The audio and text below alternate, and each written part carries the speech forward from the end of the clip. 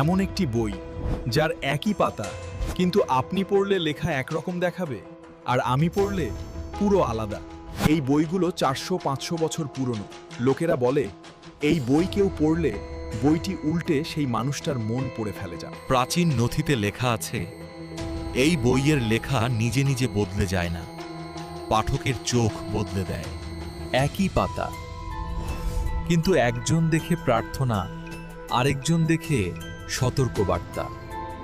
কারণ বলা হতো, এই বই শব্দ লেখে না, ভয় আর বিশ্বাস লিখে রাখে প্রতিটা পাতায়।